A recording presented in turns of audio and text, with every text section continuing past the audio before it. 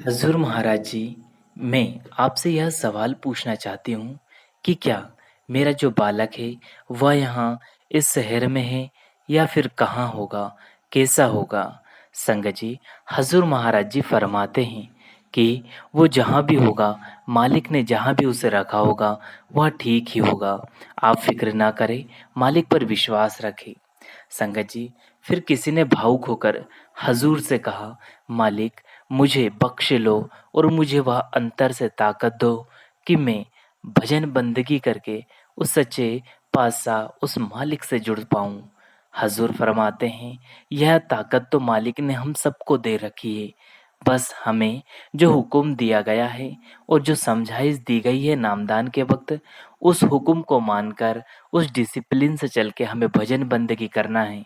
मालिक के यहाँ किसी चीज़ की कमी नहीं कि किसी और से लेकर हमें देगा। मालिक ने जो देना था हमें दे दिया। बस कद्र करनी है और मेहनत करके आगे बढ़ना है। संगत जी, फिर अगला सवाल किसी ने सत्संग घर के बारे में कहा। उन्होंने कहा, हजूर जी, हमारा सत्संग घर आपका इंतज़ार कर रहा है। पहले मेरी सिस्टर और फिर मेरे भाई ने कहा कि आप ज़रूर आना। आपसे अरदास भी करा और बाबा जी से भी अरदास करी। बाबा जी ने कहा था कि आपके गांव की सड़क भी टूटी हुई है। आगे उस सिस्टर ने हंसते हुए कहा, अब तो देखो हजूर जी, सड़क भी ठीक हो गई। हजूर जी यह सुनकर मुस्कुराने लगे और फरमाते हैं, अब तो तुमने इतनी लंबी कहानी बना दी। अगर मैं अभी चल पड़ा तो क्या आप वहाँ होंगे? सारी संगत इस पर जोर जोर से हंसने लग पड़ी। फिर एक भाई ने अगला सवाल हजूर जी से पूछा, हजूर जी, मेरे मन में बहुत सारे ख्यालात आते हैं। कभी कभी बुरे विचार आते हैं तो कभी अच्छे आते हैं, लेकिन इन बुरे विचार जब आते हैं तो इन्हें मैं कैसे रोकूं? हजूर जी ने समझाया, बेटा, सोचने मात्र से कोई कर्म नहीं बनने वाला। जब हम अपनी सोच को व्यवहार में लाते हैं तब कहीं जाकर कर्म बनता है। मालिक ने हमें विवेक की ताकत दे रखी है। हजूर जी बोले, जैसे गाड़ी का स्टीयरिंग हमारे हाथ में होता है तो गाड़ी पर हमारा ही तो नियंत्रण होता है, वैसे ही मन पर भी हमारा नियंत्रण है। गाड़ी भी हमारी है, रास्ता भी हमारा है और दिशा तय करने का तरीका भी हमारा ही है। हुजूर जी आगे फरमाते हैं कि जब हम अपने मन को वश में करना सीख लेते हैं तो धीरे धीरे वहाँ भी हमारी बात मानने लग जाएगा। हजूर जी फरमाते हैं कि आजकल हम दिन भर मोबाइल में लगे पड़े हैं, हमारा पूरा फोकस उसी में रहता है और इसी वजह से हम बहुत कुछ खो बैठते हैं। इसलिए थोड़ा विश्वास रखें और भजन बंदगी में समय दें। फिर एक भाई बहुत ही प्रेम प्यार से बोले, हजूर जी, मेरी बाह थामे रखना, मेरी उंगली कभी मत छोड़ना। हजूर मुस्कुराए और कहा, बेटा, मालिक कभी भी अपने बच्चों का साथ नहीं छोड़ता, कभी नहीं। इसके बाद एक बहन बोली, हजूर जी, मैं बाल पाठशाला से हूँ। मैं आपके सामने भजन गाना चाहती थी लेकिन मुझे मौका नहीं मिल पाया। हजूर ने बहुत ही प्रेम से फरमाया, कोई बात नहीं बेटा, जब भी मौका मिलेगा ज़रूर गाओ।